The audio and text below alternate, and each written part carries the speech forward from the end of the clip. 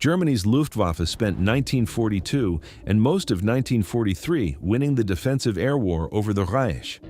Allied bombers were taking catastrophic losses, and German fighter pilots knew it. Then, in December 1943, something appeared over Berlin that nobody in German high command had prepared for. A fighter with the range to go anywhere and the performance to beat anything. What Germany said publicly and what it recorded privately are two entirely different stories. The math of the air war over Europe favored Germany. Allied bombers flying deep penetration raids into German territory did so without fighter escort. No Allied fighter had the range to accompany them to targets like Schweinfurt, Regensburg, or Berlin and return. German interceptors could wait until the escorts turned back, then fall on the bombers at will. The results were devastating. The Schweinfurt raids of 1943 cost the U.S. 8th Air Force 120 bombers in 2 missions. At that rate of attrition, the strategic bombing campaign was mathematically unsustainable. The P-51 Mustang changed the equation completely. Fitted with the Rolls-Royce Merlin 61 engine and equipped with drop tanks, it had a combat range of over 1,600 miles, enough to escort bombers from English bases to Berlin and back. Nothing in the Luftwaffe's defensive planning had accounted for this. German intercept strategy was built on a precise assumption: Allied fighters would turn back at a predictable point, leaving the bombers exposed. When Mustangs appeared over Berlin on March 4, 1944, escorting 8th Air Force bombers all the way to the German capital, that assumption collapsed. Luftwaffe pilots who engaged those first Mustang escorts came back with reports that circulated rapidly through German fighter wings. The aircraft they'd encountered wasn't the P-47 Thunderbolt, heavy, capable, but limited in range and outclassed at altitude by the FW-190. This was something different. It climbed aggressively, held energy through maneuvers, and stayed in the engagement long after German pilots expected it to break off and head home. It didn't head home, it had fuel to burn. The tactical crisis this created for Germany was immediate. Intercepting bombers without fighters present was dangerous. Intercepting bombers with Mustang escorts present was becoming something closer to suicidal. And the Luftwaffe's leadership knew it before most pilots were willing to say it out loud. What happened when Germany's most experienced fighter pilots actually tangled with the Mustang in the air is not the story the Luftwaffe wanted told. If this kind of history keeps you up at night, subscribe to Vintage Planes. There's a lot more coming. German fighter pilots in early 1944 were not inexperienced. The Luftwaffe's Western Front veterans had been flying combat since 1939, some of them accumulating kill tallies that remain staggering by any historical standard. They had faced Spitfires, Hurricanes, P-47s, and P-38s. They understood Allied fighter capabilities with the precision of men whose lives depended on that knowledge, which is exactly why their early assessments of the Mustang carried weight. The initial engagements produced a consistent pattern in German pilot debriefs. The Mustang performed well across the entire operational envelope in a way no previous Allied fighter had managed. The P-47 could be beaten above 30,000 feet. The P-38 had engine reliability problems in cold European air. The Spitfire was formidable but short-ranged. The Mustang had no obvious single weakness to exploit. German pilots who attempted to use altitude advantage found the Mustang climbed with them. Those who tried to extend into a dive found it accelerated cleanly and didn't compress at high speed the way some Allied fighters did. In a turning fight, it was competitive with the Bf-109G and the FW-190A at most altitudes. Johannes Steinhoff, one of the Luftwaffe's most accomplished aces, described early Mustang encounters as a qualitative shift in the opposition, the feeling that the Americans had finally brought an aircraft that didn't ask German pilots to make tactical mistakes to be beaten. That observation circulated. It wasn't the kind of thing that made it into official Luftwaffe communications in unfiltered form, but in the informal networks of experienced German fighter pilots, the assessment was consistent. This was a serious opponent flying a serious machine. The Luftwaffe attempted tactical adjustments. German units were instructed to target Mustang escorts specifically before engaging bombers, recognizing that neutralizing the escort was now the prerequisite, not an afterthought. The tactic made logical sense. Executing it against pilots flying an aircraft with the Mustang's performance was a different matter entirely. Losses in German fighter units began climbing through early 1944 in ways that correlated directly with increased Mustang escort coverage. The numbers were telling a story German high command was already hearing from its pilots. What the senior leadership said about it, including one reaction that became historically infamous, revealed exactly how seriously they took it. Hermann Göring's response when he first saw Mustangs over Berlin is one of the most quoted moments of the air war, but what he said privately afterward is far more revealing. When Hermann Göring saw American fighters over Berlin for the first time in early 1944, his reported reaction was blunt: "We have lost the war." The quote has been repeated often enough to feel like legend, but the documented record supports it.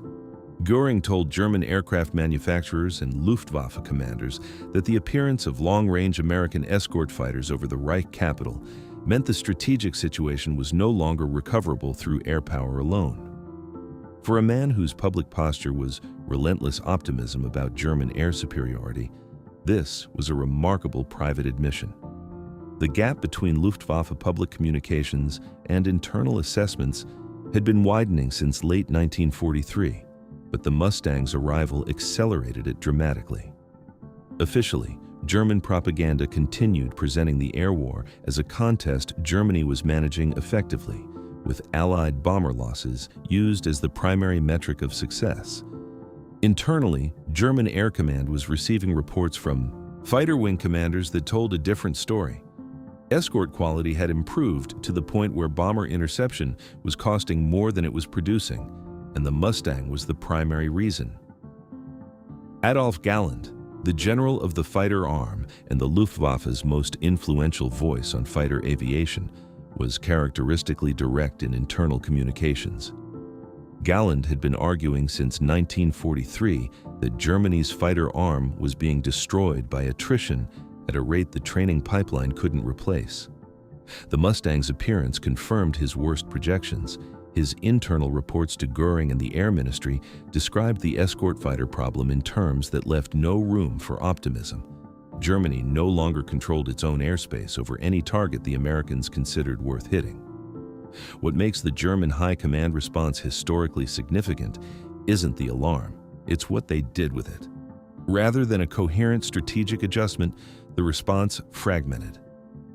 Göring blamed pilots for lacking aggression. Galland argued for concentrating resources on the Me-262 jet fighter.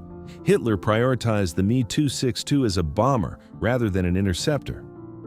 The institutional response to a clearly identified, accurately assessed threat was paralysis and contradiction, the clearest possible sign that German leadership understood the problem and had no solution for it. What German technical intelligence concluded when they got their hands on downed Mustangs, and what that analysis revealed about American engineering, adds another layer entirely. Vintage Planes goes this deep on every video. Subscribe and make sure you don't miss the next one. Germany's technical intelligence apparatus was thorough, and when Mustangs began going down over German-controlled territory, analysts moved quickly. Examination of downed P-51s focused heavily on the Merlin engine, specifically the Packard-built V1650, the American licensed version of the Rolls-Royce design.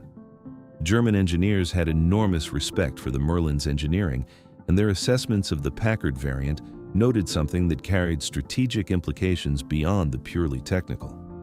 The Americans were manufacturing a world-class aero engine at industrial scale, with consistency and reliability that German production, increasingly disrupted by bombing, was struggling to match. The airframe analysis revealed a design philosophy German engineers found instructive. The Mustang's laminar flow wing, developed by North American Aviation using NACA research data, produced dramatically reduced drag at high speeds, which was the primary explanation for its exceptional range and top-end performance. German aeronautical analysts had been aware of laminar flow research theoretically. Seeing it implemented effectively in a combat aircraft confirmed that American engineering had moved faster than German intelligence estimates had credited. Pilot debrief summaries compiled through 1944 identified behavioral patterns in Mustang pilots that German fighter commanders found systematically difficult to counter.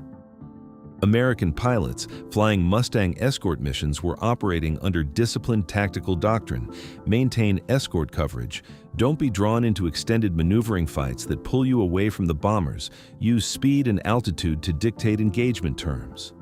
German pilots attempting to separate Mustang escorts from their bombers found that American formation discipline was difficult to break, and that Mustang pilots who did engage had enough performance to disengage on their own terms when the situation required.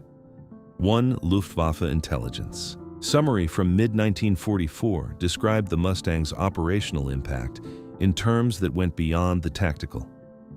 The aircraft had effectively transferred air initiative from German to American hands over the Reich itself. That language, air initiative transferred, was the intelligence community's careful way of saying what Göring had said more bluntly over Berlin. The difference was that the intelligence summary included data. The data made it harder to argue with. How Germany's surviving aces described the Mustang after the war, and what their testimony reveals about what it truly felt like to fight it, closes this story in a way no classified document can. Erich Hartmann, the highest-scoring fighter ace in the history of aerial warfare with 352 confirmed kills, flew primarily on the Eastern Front and encountered the Mustang less directly than his Western Front counterparts. But his post-war assessments of American fighter aviation, and the Mustang specifically, reflect the consensus among Luftwaffe veterans. The P-51 represented the maturation of American air power into something Germany never found an adequate answer for. Hartmann described the American pilot training system as the Mustang's most dangerous component, the aircraft's qualities multiplied by pilots who arrived at combat with genuine competence. Adolf Galland was more specific. In post-war interviews and his memoir, Galland identified the Mustang's appearance as the turning point of the European air war, not Stalingrad, not D-Day, but the moment long-range escort fighters made German airspace permanently contestable. He argued that Germany's failure to prioritize the Me-262 as an interceptor and to deploy it in sufficient numbers before Mustang escort coverage became comprehensive was the single largest strategic air mistake of the war. The implication was clear. Galland believed Germany had identified the Mustang threat accurately and then failed to respond to its own assessment. Johannes Steinhoff, writing after the war, described flying against Mustangs as the experience that convinced him Germany had lost the air war irrecoverably. Not a single battle, a cumulative recognition, built engagement by engagement, that the opponent had achieved a combination of aircraft quality, pilot quality, and numerical superiority that German fighter aviation couldn't break. The Mustang's final accounting is stark. P-51 pilots were credited with destroying nearly 5,000 enemy aircraft in the air, more than any other Allied fighter in the European theater. But the number that mattered most to Germany wasn't kills, it was presence. The Mustang's ability to appear anywhere over the Reich at any time, escorting anything, meant Germany could no longer defend its own industry, its own cities, or its own pilots in training. That loss of control, acknowledged privately by German intelligence, by Göring, by Galland, and ultimately by every Luftwaffe pilot who flew against it, is what the Mustang actually decided. Germany knew what it was facing. Its intelligence was accurate, its pilots were honest in their debriefs, and its senior commanders understood the strategic implications clearly. What the classified reports, the pilot testimonies, and the post-war accounts all confirm is that the P-51 Mustang didn't just outperform German fighters, it dismantled the assumption that Germany could hold its own sky. Keep watching Vintage Planes, every story goes exactly this deep.